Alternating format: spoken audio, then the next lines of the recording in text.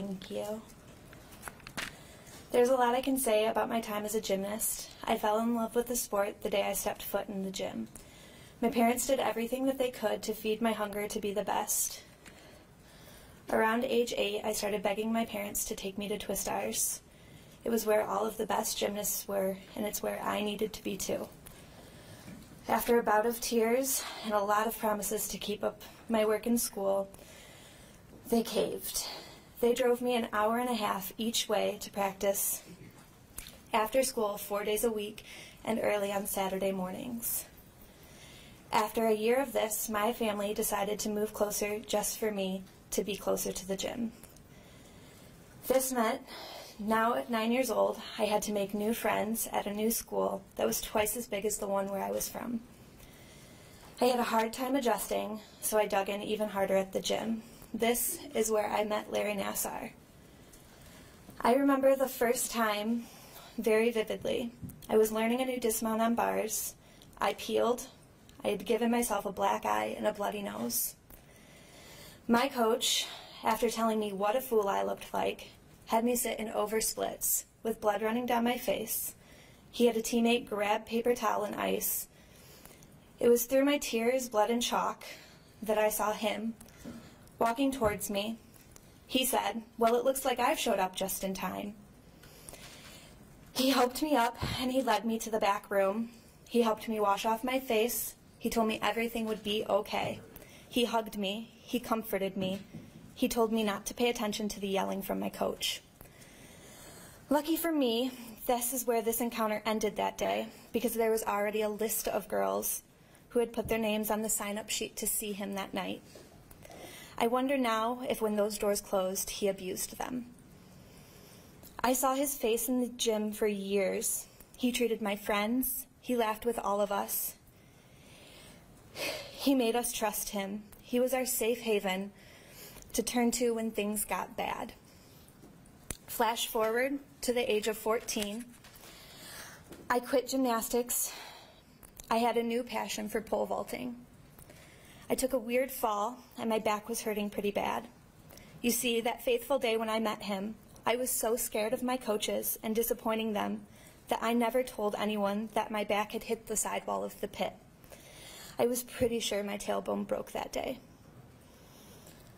I went to his office at MSU thinking, I'm not a gymnast anymore, but God, I hope he remembers me. He was my hero. I wanted to be just like him. It was a disappointment that he violated me. He told my mom that this procedure would relieve pressure around my tailbone. They had a conversation. I could not tell you a thing that was said. I had my eyes squeezed so tight that they hurt, all while I thought, it may hurt now, but he's a doctor, a God. He knows what he's doing. Just suck it up.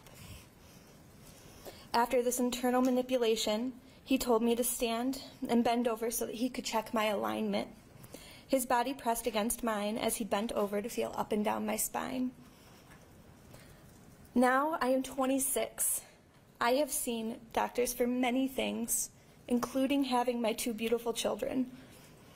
I have never had a doctor make sure that their body was so close to mine. I would like to speak to Larry. You may. I want you to know that this medical procedure, it did not help. I told my mom that it did just so that you never had to touch me and I didn't have to come back. I scheduled my appointments with other doctors at MSU for other injuries. I was ashamed, although I'm not quite sure what I was ashamed for. It was not until recently that I put 2 and 2 together. You abused me. You violated my body. You made me feel emotions that no 14-year-old should ever have to feel. Yet I idolized you.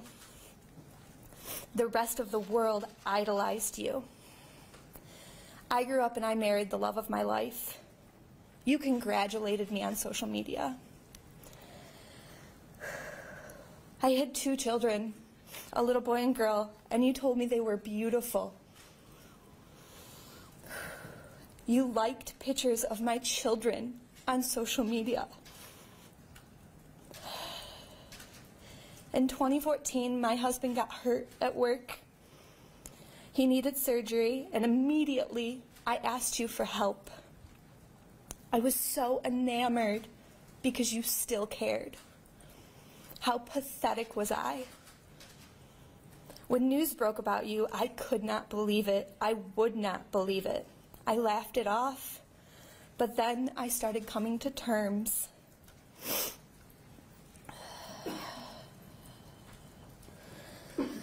You were, in fact, the monster that they said you were.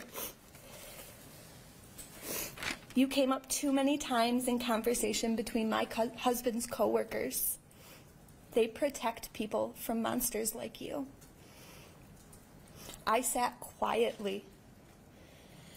Your face was plastered everywhere, and it still is. And I retreated into my mind. My children and my husband have gotten less than my best this past year. I have been moody. I haven't wanted to be touched. The things that make me happy barely made me snap to reality this last year. But that ends today. I have wavered back and forth about giving a statement for a lot of reasons. Denial, fear, and shame. But ultimately, this is for me. This is my closure. How would I ever be able to look my two beautiful children in their faces and tell them to speak the truth, even when it hurts, and not stand here? In order to advocate for them and for future generations, I need to stand here. Even when my voice cracks, it will be heard. I may not be an Olympian or a Big Ten athlete, but I have a voice. My voice will be the voice for the voiceless. The ones who were let down by institutions like USAG and MSU. The ones that are too afraid to speak or have not yet come forward. Whether we were abused one time or 100 times, it's never okay. I will not stop speaking until I am heard, until we are heard, and things have changed.